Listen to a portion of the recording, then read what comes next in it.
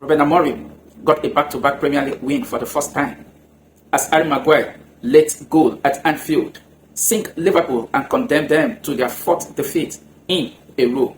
It was a huge smile for Reuben Amorim's side as Harry Maguire was just the man at the spotlight. Who would have thought that Harry Maguire would have been the one to give Manchester United an all-needed 3 points in a referee match against Liverpool at Anfield? But then it's football. Harry Maguire stole the show and gave Manchester United a man of the match performance and went on to secure all 3 points for Reuben Amorim, keeping Reuben Amorim's job safe. And also Harry Maguire, on the other hand, have been in talks with Manchester United to extend his contract for the 32 years old.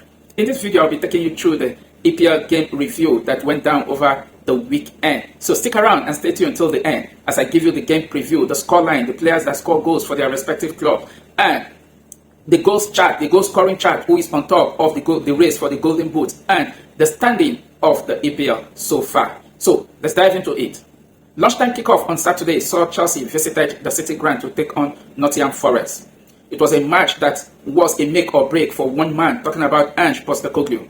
As the game started in the first half, Nottingham Forest were looking a little bit more hungry as Chelsea in the first half of that particular encounter were looking so empty. There was no direction of play in that particular game for Chelsea.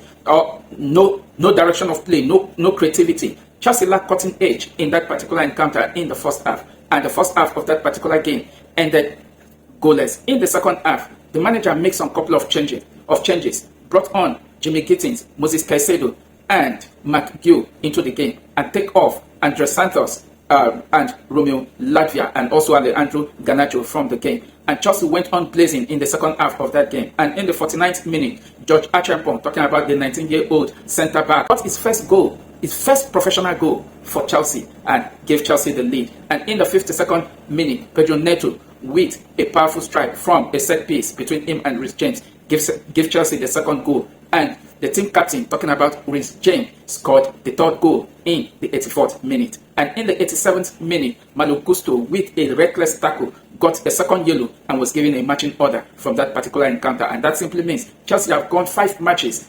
in a row with 5 red cards. Not a good one for the club when it comes to the discipline of the player. Only 1 red card is an exception among that 5 that one can be excused of, talking about the red card Enzo Maresca actually got from the Liverpool game when he ran off his touchline point to celebrate that Chelsea late winner by Gustavo William in that particular game. So Enzo Maresca's red card can't be excused, and in my opinion, I thought it was worth it. So at the City Ground, Chelsea 3, Nottingham Forest 0, and that was how Ange Postecoglou, immediately after the game, was shown the matching order, and he was sacked as Nottingham Forest manager after just 39 matches in charge at the City Ground. Over to the American Express Stadium, where Newcastle United visited Brighton and Hove Albion. Playing Brighton and Hove Albion at the Americans Stadium, Brighton is one club I describe them as a spoiler. They might tell you we are not in the title race, but if you are prepared for the title, then you should be prepared to defeat Brighton and Hove Albion. If you are prepared to make the top 4, you should be prepared to defeat Brighton and Hove Albion. Newcastle United visited the American City Stadium to take on Brighton and Hove Albion, but then Danny Welbeck was the man at the spotlight as Danny Welbeck got a brace to sink Newcastle United by 2-1. Nick Waterman got a goal for Newcastle, but wasn't enough to secure any point for Eddie Howe man, as Fabian Oslak, talking about the Brighton manager, was just the man that went home with all 3 points. So it ended at the American Stadium. Brighton and Hove Albion 2, Newcastle United 1. Over to the Turf Moor in the 3 p.m. kickoff game between Burnley versus Leeds United. Earlier in my preview of this particular game, where I made my predictions, I said indeed this clash was a match for Burnley, as the 2 newly promoted team into the Premier League this season go head to head. And in that prediction, in as much as Leeds United has been in fine form, winning a couple of matches in this season so far, going into this game, I actually predicted that Burnley was going to defeat Leeds United. My reason was simple. Burnley so far this season have not been playing badly. The couple of games Burnley have actually played was just that they met a much prepared and much bigger team than them. Let's not forget, so far this season, Burnley have played Burnley played their opening game against Tottenham Hotspur. They have actually played Manchester United at Old Trafford. They've actually played Liverpool. And all of this game, Burnley did very well. So going into this particular encounter, I said it was a match for a match. And indeed, Burnley actually didn't disappoint as they went on to defeat Leeds United by 2-0. Goals scored by Leslie Ugochukwu at the 18th minute and Chuana at the 68th minute was enough to actually give Burnley United all 3 points at the Turf Moor. So it finished at Turf Moor. Burnley 2, Leeds United 0.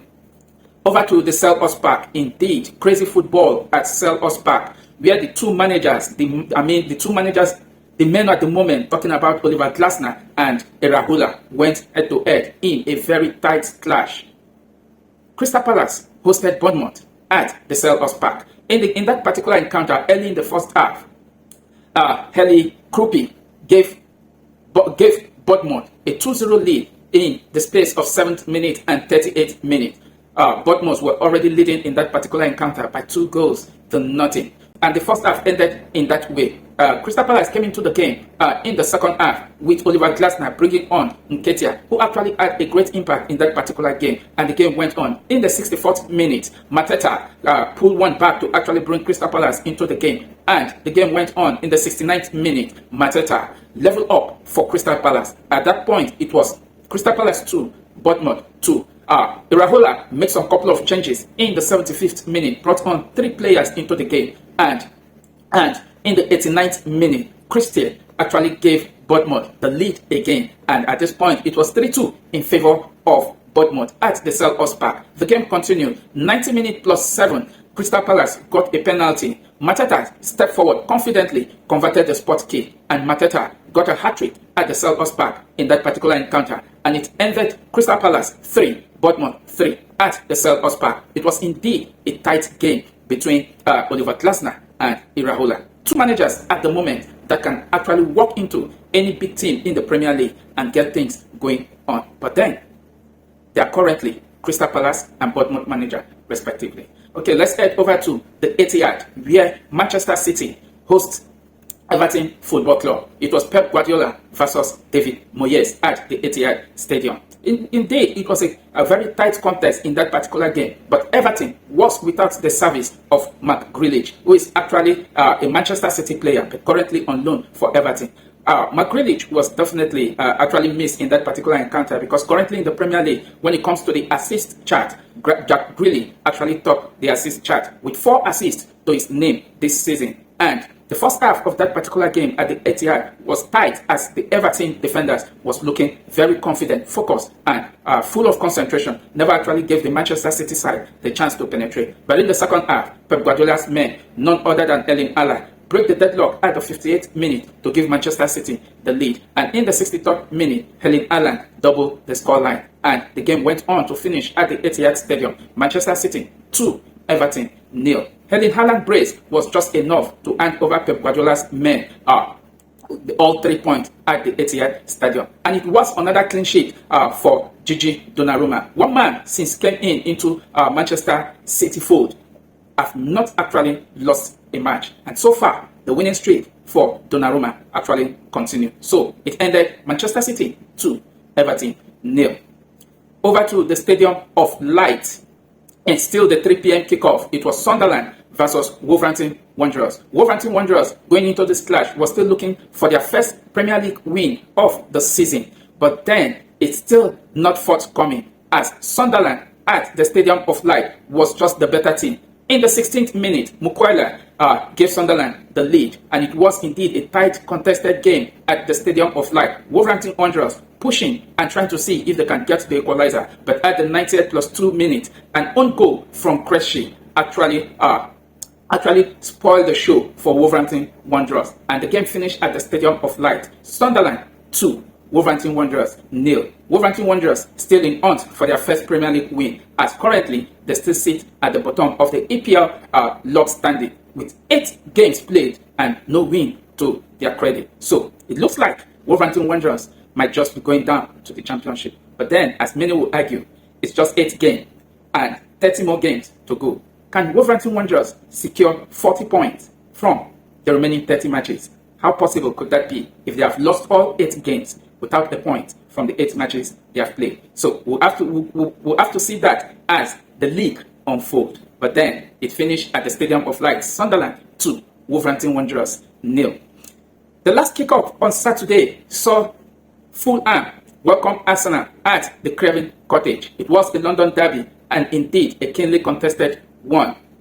Again, Arsenal went into with full confidence, hoping to secure all 3 points, and indeed, Arteta boys never actually disappoint in that particular encounter. But then it was Leandro Trossard's goal at the 58th minute that actually gave Arsenal Arteta all 3 points, and the game ended at the Craven Cottage. Fulham 0, Arsenal 1. Leandro Trossard's goal was just the difference, and that secured Arsenal all 3 points to keep them on top of the Premier League standing. Arsenal so far have been putting up the performance of a potential Premier League title winner. But then the EPL is still ongoing because it's definitely going to be tough. And this will definitely still go down to the wire. But take nothing away from Arsenal so far. They are cruising and oozing confidently week in, week out in the Premier League game. So it was a comfortable 1-0 victory for Mikel Arteta boys at the Craven Cottage.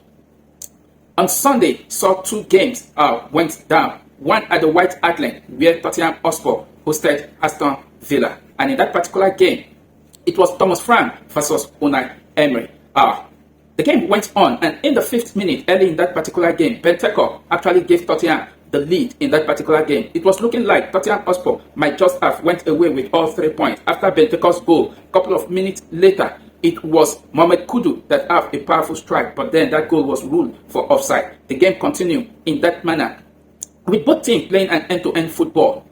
But Aston Villa grew into the game confidently, and in the 37th minute, Morgan Rogers with a powerful strike from close to the arc of the box of Tottenham Hotspur level up for Unai Emery's men, and the first half ended Tottenham Hotspur 1, Aston Villa 1. Coming into the second half of that particular game, it was still end-to-end football as Tottenham Hotspur were actually full of pressing and counterplay to see how they can get all 3 points for Thomas Frank and also to keep their season going on. But then it was one game that Unai Emery's men were fully focused, full of concentration, with tactical masterclass from Unai Emery, one man whose pedigree when it comes to coaching you cannot actually deny it. He did it with the same club last season, finishing in the Europa spot, having fought very hard to finish in the UEFA Champions League spot, but then they ended up finishing in the Europa League spot. And this season, even though they have started very slowly, but now Aston Villa have gone 5 straight matches without a loss after defeating Tottenham at the White Hart Lane. So at White Hart Lane, they finished Tottenham Hotspur 1, Aston Villa 2. Unai Emery has actually brought Aston Villa's season back on track, and that is just what the credibility of a manager, tactical class, I must say, from Unai Emery can actually do. 5 wins in a row for Unai Emery, 3 in the Premier League and 2 in the Europa League. And the last game on Sunday, which was the star match for the weekend, saw Liverpool host longtime rivals Manchester United at Anfield. And it was indeed a spark of football from start to finish, as Manchester United put on a scintillating performance at Anfield. And it was a game that one would have said, if Manchester United had been playing football this way, then they should have been the title contender in this season. But then, 1 or 2 is still playing on at Manchester United. Going into this game, the odds favors Liverpool. Nobody actually gave Manchester United a chance, but Manchester United came into this game full of confidence, and 2 minutes into the game, as the blast of the whistle, Brian Mbeumo gave Manchester United the lead, and the game went on. It was end-to-end football, full of attack and counter-attack from both Liverpool and Manchester United. And the first half of that particular game ended 1-0 in favor of Manchester United. Coming into the second half of that particular game, Arne Slot made some couple of changes, bring on Hugo Ekitike, and also bringing on Florian Wirtz, talking about the 125 million euro attacking midfielder, and also the 150 million euro striker also started in that particular game. But then, in the second half, Harry Maguire, at the 84th minute, headed down to give Manchester United the lead from a beautiful cross, which was pulled over by Bruno Fernandes, and Manchester United defeated Liverpool at Anfield by 2-1. It was indeed a beautiful game of football, at Anfield. Well-deserved 3 points by Manchester United. Beautiful performance, I must say. And that actually sank Liverpool to their 4th defeat in a row. The last time Liverpool actually lost 4 matches in a row was 11 years ago in 2014, and it was actually under Brendan Rodgers. But last night, Arne Slot lost his 4 games in a row for the first time. Now the big question is it that the template of Jurgen Klopp that worked for Arne Slot last season is over? Because when he worked with the template of Jurgen Klopp when he came into the season, he actually had a fantastic result going for him. Went on to be crowned the EPL champion. But coming into the season, after making his own signing, it seems nothing is clicking for Arne Slot. He brought in some couple of good players, Hugo Ekitike, Alexander Isak, Florent Wise, Melos Kekes, Jeremy Frimpong. All of these were signing made by Arne Slot, but it seems his own template is actually not working for Liverpool. And Manchester United was the winner of that crunch encounter at Anfield, as Harry Maguire was the star man for the night, putting up a man of the match performance and went on to be crowned man of the match in that particular game. It was a huge relief and a huge smile for Reuben Amorim, getting a back-to-back win in the Premier League for the first time after 35 matches since taking charge of Manchester United. And it was indeed a very good win for Manchester United. So far in the Premier League, Haaland topped the Premier League Golden Boot chart with 11 goals from 8 games, followed by Bournemouth Antoine Semenyo with 6 goals and Jean Philip of Crystal Palace with 5 goals. And those are the 3 top goal scorers so far this season after 8 rounds of matches in the Premier League. But last season, it was never this way. Last season, in that order, it was Erling Haaland, Alexander Isak, and Mohamed Salah. But this season, Mohamed Salah seems to be a shadow of himself. And when it comes to big matches, Mohamed Salah seems not to always show up. And last night was never an exception. So that is how it is when it comes to the Golden Boot standing. Erling Haaland topping the Golden Boot chart with 11 goals from 8 games. Now let's take a look at the Premier League standing.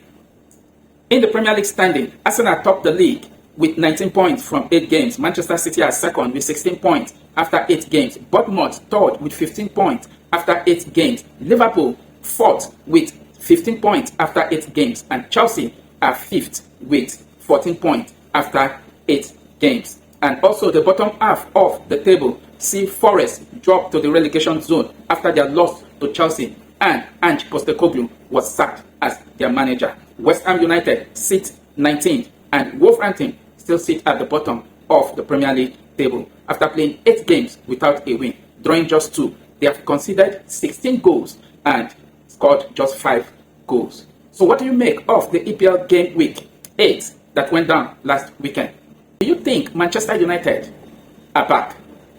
What does that actually mean for Manchester United? And what do you make of the sacking of Ange Postecoglou after 39 days of being in charge of Nottingham Forest, and was actually sacked with 39 words, each word per day? It was not a good one for Ange. And him as a manager, that will be his worst managerial record he has ever had. Thank you very much for watching. Please don't forget to like, share, and subscribe to ID Talk TV.